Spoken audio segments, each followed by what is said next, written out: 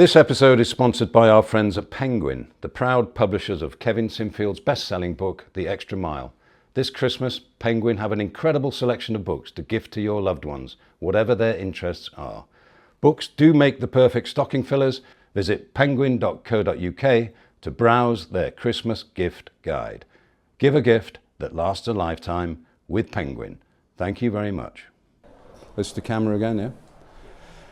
Hello everybody and welcome back to the Kevin Sinfield 7 in 7 Running Home for Christmas podcast. This is a special edition because we have the man himself. He's battered but unbowed after an exceptional day in Hull, where thousands of people turned out to support the MND campaign and half a dozen or more schools turned out to cheer the team on. Kevin Sinfield, you describe the end of each run as putting Humpty Dumpty back together again. Have you been put back together again yet today? Not quite. The process has started. That starts with food and drink. So straight away James is over, James Moran, who's been wonderful.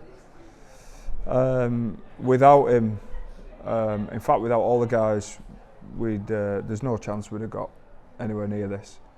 But so straight away, food and drink is in. That first 30 minutes is crucial to recover, and you think actually we're getting top-ups all throughout the day anyway in the blocks, or certainly in the stopovers, so it's just a case of topping up there, and then it's ice bath and it's quick massage to get everything flushed, and so that's the process started on the bus journey down now. I've done an hour in the Normatec compression pants, so yeah, I'm moving okay, but the best thing now is a bit more food and sleep.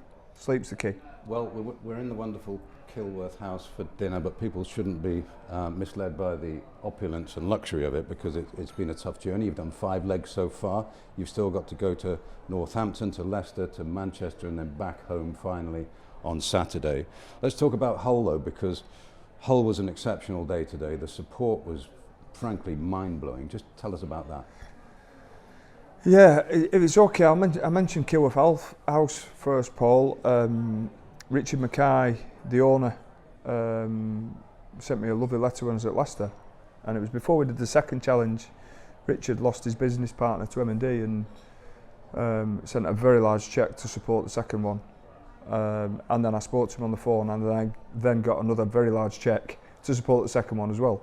And he's been supporting ever since. So when I was looking for accommodation down in this area, he went, we'll feed you and we'll put you in one of our sister hotels, which has been wonderful. So a big shout out to him. Hull, I had a sneaky feeling it would be special, because big Rugby League city. I've been retired long enough now where there's no real allegiance anymore. Of course, I'm connected with Leeds still, and Jack plays there, but I don't have any club allegiance. I don't work in the sport anymore, so a lot of that's gone. And I think the support that we saw OKR and Hull FC show to Rob and the Burrow family showed us that this was a place where they'd be passionate about what we're trying to do and get behind us. Little did I know we'd see what we got today. Mm-hmm. I thought it was remarkable. It's as good as anywhere we've been, and to stop in Hull city centre and feel that passion and support for the M&D community just reminded me of York. It was different to York, but the amount of people there was just mind-blowing for us, and what a place to come. Yeah, it was almost from the first step of today's run to the last step, and I don't think anybody could have predicted that. Is it the biggest turnout you've had in the 5 challenges so far? The only one that would rival it, I think, would be the last one, the last day when we ran from Edinburgh to Manchester, and setting off at Valley Parade in Bradford and running back through Halifax and over the top through Saddleworth into Oldham. That stretch was really, really special. Some of that's because we're running near home as well. So a lot of family and friends were out on that route. But I suppose a route that wasn't directly related to family and friends. Of course, there were some friends on the route today, but yeah, it was so overwhelming for all of us. You know, right, as you rightly say, right from 6:45 this morning, the crowd that had gathered, and the little villages we stopped in, the school children, and that's what. There's been a lot of chat on the bus about sort of a wider message now to children and who are learning and understanding about M&D, but also understanding about friendship and how we look after people, especially this time of year and we're up to Christmas. You know, it gives Christmas a deeper meaning, I think, and it's something I didn't predict would come out of this, but what a great thing to come out of it. Yeah, I think I mentioned to you in Glasgow, some kids had been given some homework which was studying the friendship between you and Rob. And they came down to the track with that in their heads. And I noticed at the end of their run for the extra mile, they were all hugging and sticking together and congratulating each other. It was very powerful to see that. To see that message conveyed to young people is not only what it's all about, but it's partly what it's about, isn't it? To encourage that spread down the generations. And it's great to see that. I think when you look at our team, it's a reflection of our team as well. Like, there's some wonderful friendships within the group that have been forged over sort of the last 4 or 5 years, but also that have run much deeper than that. And people are, you can see how seamless it was Saturday evening when we got together, and then how seamless Sunday was because of the time people spent together previously. So to have some impact on school children like that it was wonderful. And Hull showed again the bond between the Rugby League community and the M&D community. They're very tight now, aren't they? Yes. Yep. So tight. I think Rugby League community, the way they responded to Rob's diagnosis, there was almost a band of brothers and sisters who were willing to be next to him, to support and do their little bit. None more so than the clubs in Hull, but to get to see it firsthand. I've spent very little time in Hull over the last few years, but to get to feel that passion and support and love and respect all throughout Hull, all from Beverley all the way down across the route, shows what a wonderful sport it is. Shows, and I say this about both clubs of rugby all the time, like rugby has deeper connections than I think a lot of other, that are different to a lot of other team sports, and rugby should be proud of the way it looks after each other within dressing rooms, because that doesn't just, it's not just for a period of time, that is for life. Yes, trust me when I say it's been an exceptional day today on the streets of Hull. So here's a word from our sponsors. Hi, I'm Matt Wyman, author of Inside Mercedes F1. A few weeks before the 2023 Formula One season started last year, I found myself presented with a rare opportunity to be embedded with the Mercedes F1 team. Over 18 months, I would be witnessing their efforts to stage a comeback. Netflix's Formula One, Drive to Survive, had made the sport more accessible to fans than ever before. But this was an opportunity to go deeper with one team, not just in the paddock, but also back at base. For just as the racing gets underway in one season, work begins on the design, production and build of the car for the following year. Mercedes F1 were offering me unprecedented access. Inside Mercedes F1 is out now. Welcome back to the Kevin Sinfield 7 in 7 podcast. You were joined today by Dame Laura Kenny and Sir Jason Kenny. Jason has 7 Olympic golds and Laura has 6 Olympic medals. They're an incredible couple to have on your side. Not forgetting, of course, Jamie Jones-Buchanan, your best mate, who's always there for you in these challenges. But Laura and Jason Kennedy really added something today, didn't they? Yeah, it's different, and if you look at the exposure M&D has had over the last 4 or 5 years, it's been through Rugby League, it's been through Rugby Union, it's been through soccer. Now it's got cycling involved. Yeah, we've had some athletes involved. You know, Steve Cram's joined us before. Jonathan Edwards has turned up previously. Beth Twerrell's been with us before, gymnastics. And suddenly now cycling. And you mentioned 13 Olympic gold medals is pretty special, and for Laura to have a connection like she did with M&D, for it to be a grandma, and I know she pointed out this morning that we were sat next to each other in an event and we spent an hour talking about M&D because she was so passionate about it, and I just threw a comment at her and said, if you want to join at any point, let me know. And next thing, she's driving to Hull because they can't make Saturday in Manchester, which is near to the home. They drove 2 hours this morning to come and join us, so I'd like to think they've had a good day. Yeah. But they don't. Yeah. And then Jamie as well. Like, you're right, he's my best mate, and he's been there. He's supported every challenge. Clearly, he had a great friendship with Rob too, and for him to be there is, especially in those tough moments, like, because there's nobody else I'd want in the trenches with me than him. And Chris and Dave have been wonderful all week. And I've known Jamie since I was 13, so to have those two doing what they do, Jamie alongside me, was a pretty good team today. Yeah, Laura talked about her grandmother being diagnosed when Laura was a teenager, and her having to go to school and explain to her friends what MND was. Nobody knew what the hell it was at that time.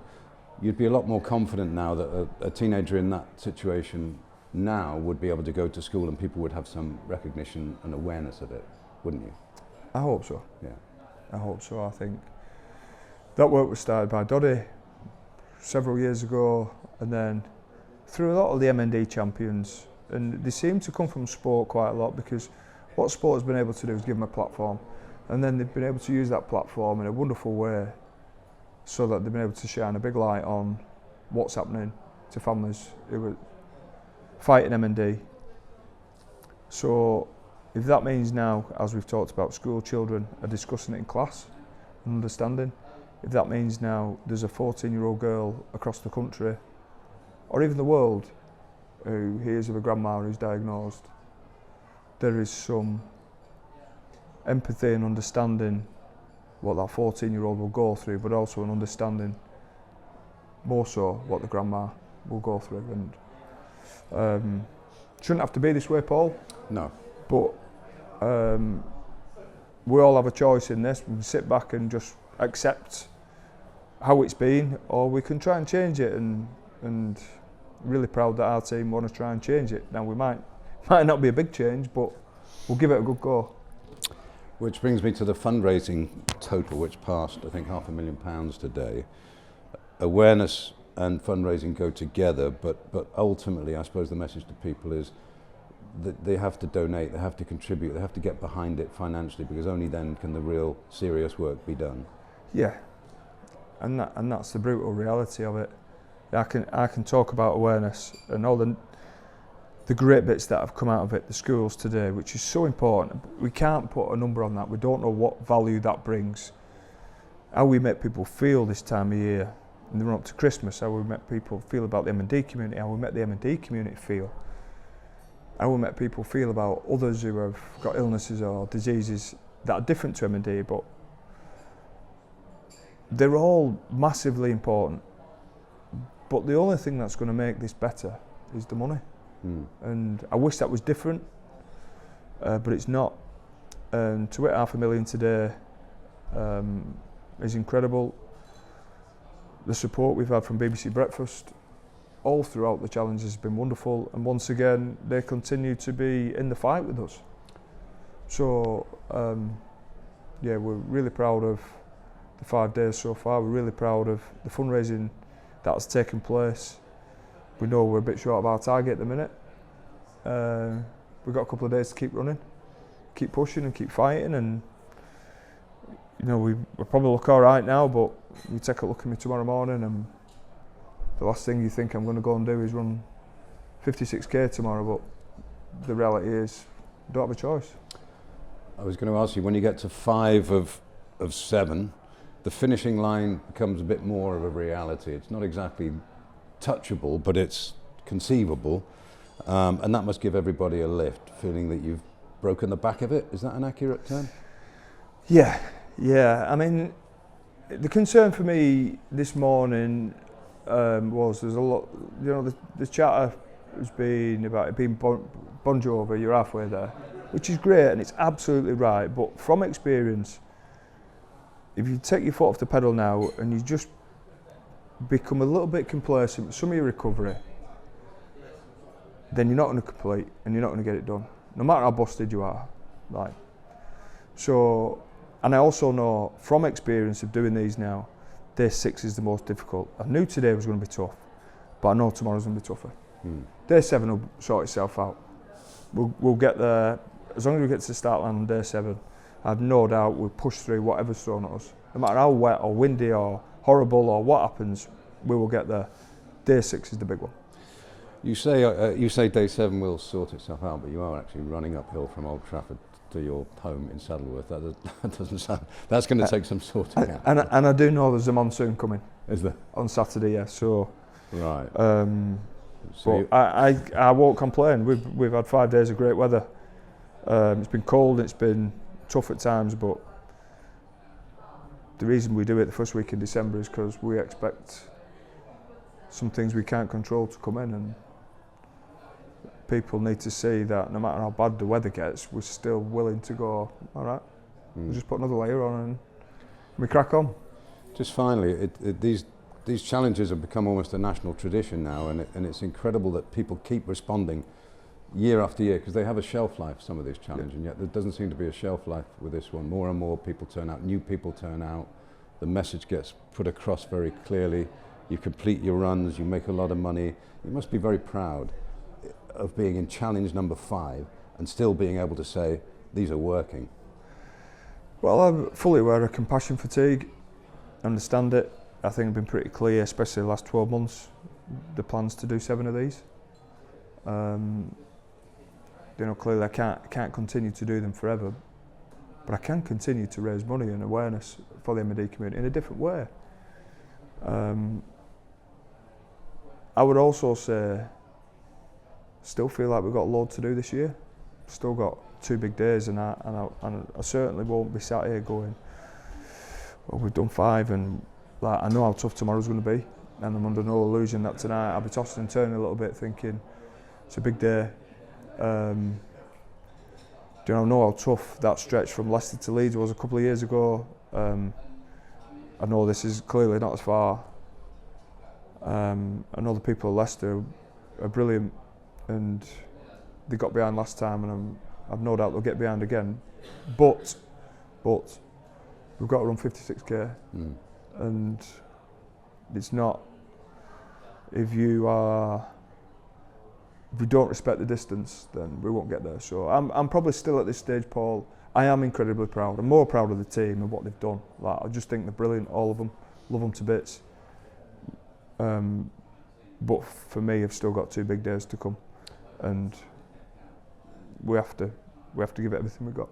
Yeah, it's not over yet, and I'm starting to feel guilty because I'm keeping you away from the great food here at Kilworth House. So you go and get fed and run well tomorrow. Thank you. And thanks for joining us. Thank you very much. This episode is sponsored by our friends at Penguin, the proud publishers of Kevin Sinfield's best-selling book, The Extra Mile. This Christmas, Penguin have an incredible selection of books to gift to your loved ones, whatever their interests are. Books do make the perfect stocking fillers. Visit penguin.co.uk to browse their Christmas gift guide. Give a gift that lasts a lifetime with Penguin. Thank you very much.